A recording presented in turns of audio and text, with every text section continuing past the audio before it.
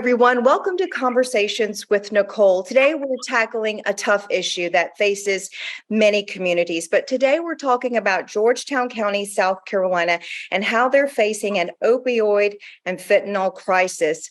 Like many communities, they are not alone. I'm honored to have with me today Georgetown County Sheriff Carte Weaver, alongside retired Army Major General Jim Coggin of Pawleys Island Community Church. Gentlemen, thank you so much for being my guest today. This is a very serious subject. Thank you for having us. Yes, thank you. We have a crisis on our hands when it comes to these drugs and how they are taking over families, communities, entire counties, states, and nationwide. Sheriff, would you like to address that first? Yes, what we've noticed, and it's nothing new, we've noticed an increase in calls for service in Georgetown County alone. Yes, it's a nationwide problem, but I'm the sheriff here in Georgetown, so I see it as part of my responsibility to not only enforce the laws, but to inform the community and raise awareness of issues that are of a public safety nature. And opioid and fentanyl abuse and the deaths that those abuses cause is definitely one of those public safety issues that at least needs to be said out loud and in public. And what we've noticed in the last few years is an uptick just in my agency would overdose calls for service. We had 162 last year compared to 127 before, just in overdose calls. Now, some of that's opioid, some of that's fentanyl, and some of that's unknown.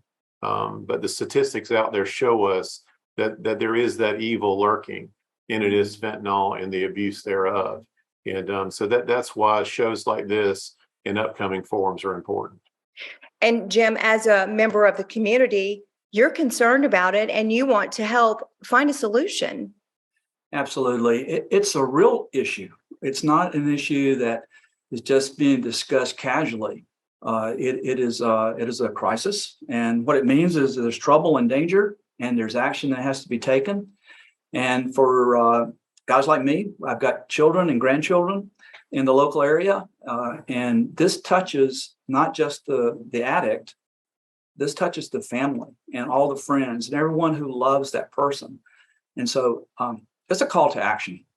Absolutely. So as we talk about this call to action, Sheriff, you're actually planning 2 upcoming forums. It's the opioid and fentanyl crisis in Georgetown County, in a forum dealing with those issues. The first one will occur on October the 11th at 6:30 p.m. in the Pawleys Island community of Georgetown County at Pawleys Island Community Church. Again, 6:30 p.m. on the 11th.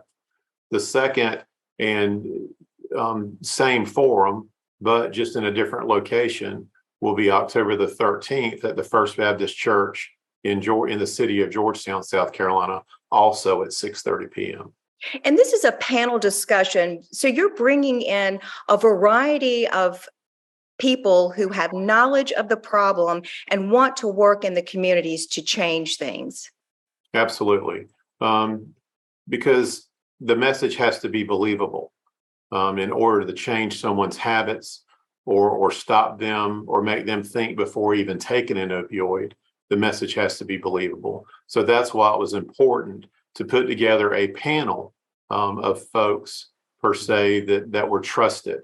Just like our first panelist is Dr. Gerald Harmon from Pawleys Island, who's a past president of the American Medical Association.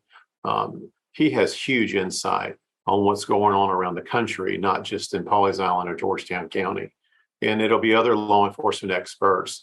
There will be treatment experts there as well, drug and alcohol abuse, state law enforcement individuals, to give a total picture or just a snapshot of where we are today.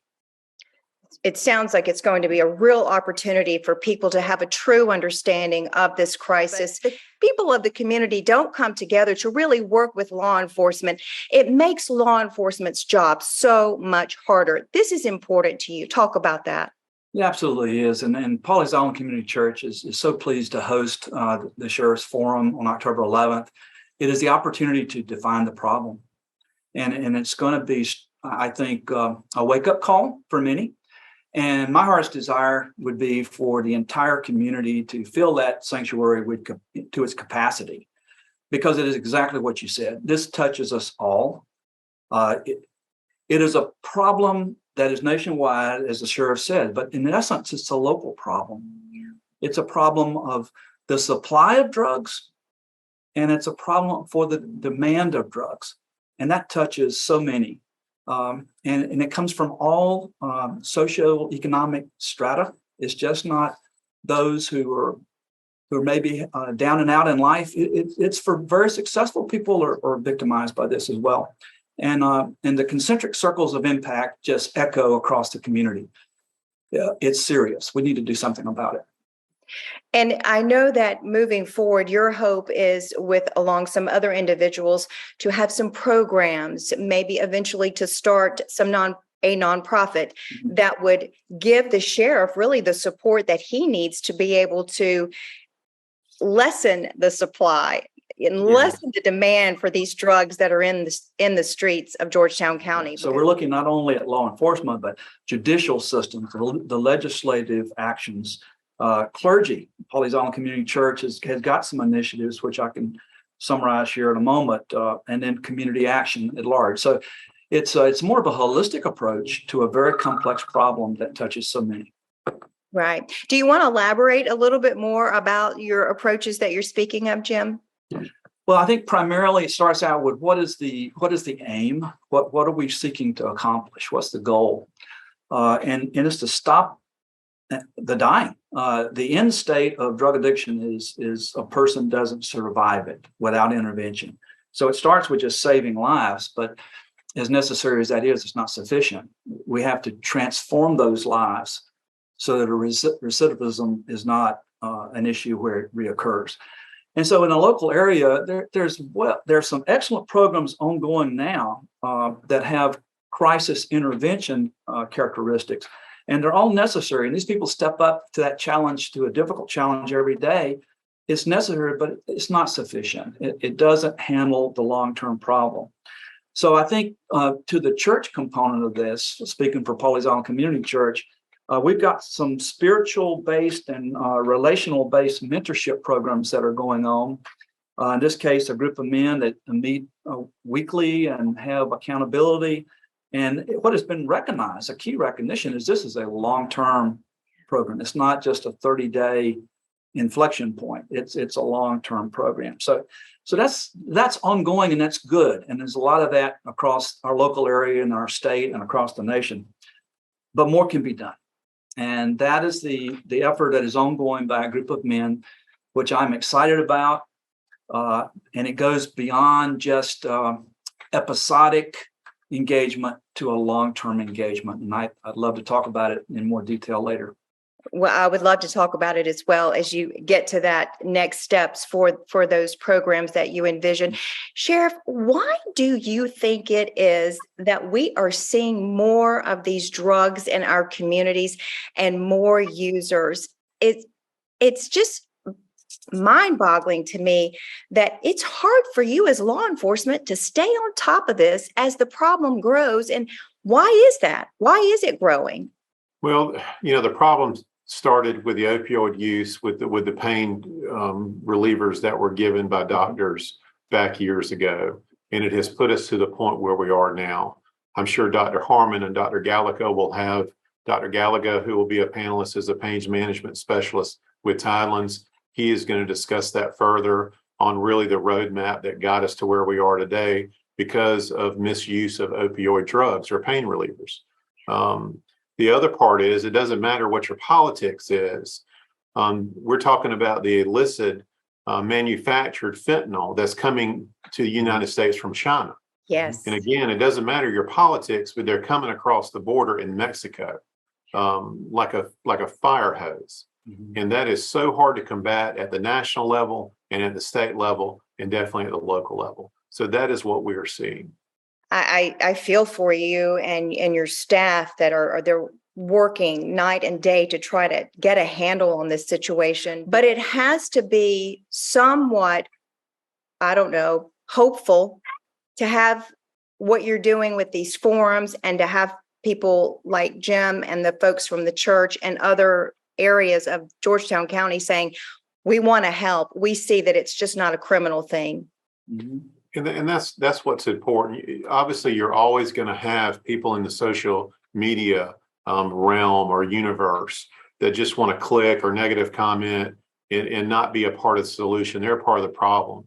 And then you do have people like Jim Coggins and other community members that actually understand the issue more than just a simple Google search. And they want to get out here and try to provide the treatment that these folks need. The supply is what law enforcement and the judicial systems are going to focus on.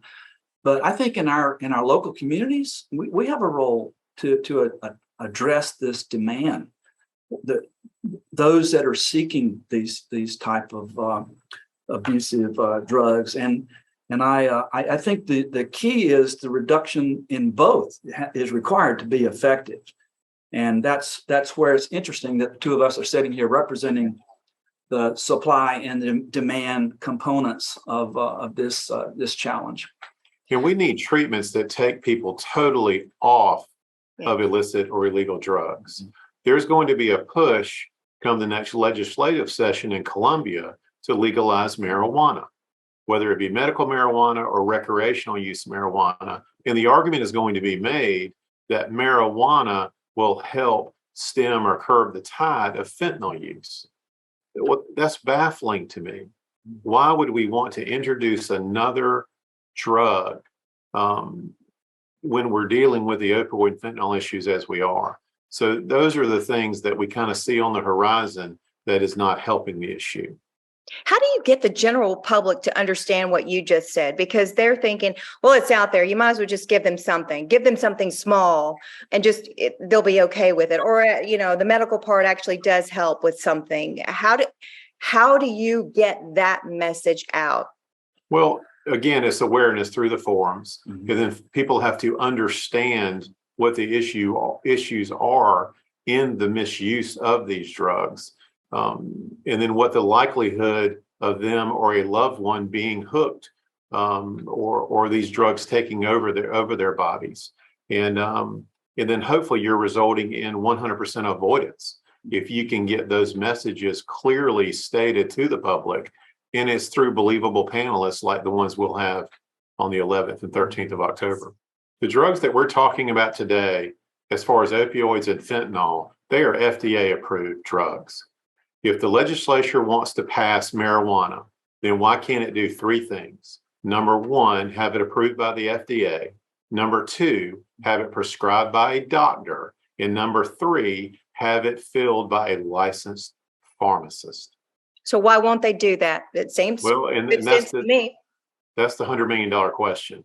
If you do those three things, then maybe marijuana use can be regulated at the medical level. But until we get to some kind of reasonable, sensible regulation, it's apples to oranges in what we're dealing with here. Sure. And I mean, these drugs are just off the charts that people are getting a hold of. And unfortunately, sometimes people will try them one time and that will be the last time they ever try them because they are gone. It takes their life. I think what the sheriff's saying here about enforcement is just absolutely vital because that is directly related to the supply. And so if we have these open approaches to alcoholism or marijuana use, it's in many cases it's an entry experience into the abuse of drugs that has an increasingly deleterious effect down the timeline. And so why allow that to begin? Because it's gonna not end well. Yeah, Nikki, we've had, and I don't like statistics, but we've had 297% increase in drug arrests from 2016 to 2021. But yet we are still seeing the overdose deaths increase along with the overdose calls yearly. So that shows you, yes, we can arrest, but it's not even stemming the tide whatsoever. No, people that I've spoken to that have had this crisis within their family, they want help so much for their family member or their friend, and they reach out to many different resources and can't really get the help and can't get that person out of the crisis that they are in with the drugs. That's where it's going to make the difference to have someone like Jim and his folks in the community coming together, because you can arrest them, but you've got to get them the help and you've got to take it to the next level. And people in the community have to buy into that, to say it's just not an arrest thing, it's a help thing. And having a resource will make a difference. And just like one of our panelists is Brian Braddock, and I believe he's a city councilman in Florence, South Carolina, right up the road. Yeah. And he is the CEO of House of Hope of the PD. And he has an 80% positive recovery rate compared to, I believe, a national 12% recovery. And that is why the treatment is so, so important. Well, as we close, gentlemen, what would be your final thoughts about where we are with the crisis and getting people to come to these forums and next steps? Well, on the sheriff's office level, our purpose is obviously raising that awareness, raising that understanding, showing the likelihood of what could happen to you or your family if you misuse these drugs. And then ultimately the goal is the avoidance altogether. And again, you can only do that with a believable message. And that's why we've put together the panelists that we've put together for these days. Now, I would just add, I would hope that our entire community, Merrill's Inlet, Pawleys Island, October 11th, unless you're in the hospital, you ought to be in Pawleys Island Community Church, listening to a true definition of the problem and the challenge. And then just a couple of days later, here in Georgetown, October 13th, First Baptist Church in Georgetown is hosting the same event. Please come. Please come and increase your situational awareness, because this is a crisis. We've had over 100,000 deaths across the country in the last 12 months. Yes. And that's been going on for the last couple of years. And that's staggering. It's time to address it. It's time to address the challenge. And why not let it start with us? Get involved. That's when it makes all the difference. Don't sit on the sidelines. Be the people that get involved to make the difference in their communities. Gentlemen, I want to thank you for being my guest today. It's been an honor to speak with both of you. Thank you again. And thank you for what you're doing to make our communities better and safer and healthier and saving lives. Thank you so much. Thank you for your time. Thanks for this opportunity, Nikki. Yes, we'll stay in touch. We'll do it again down the road. That will do it for this edition of Conversations with Nicole. Until I see you again, I hope you have a great day.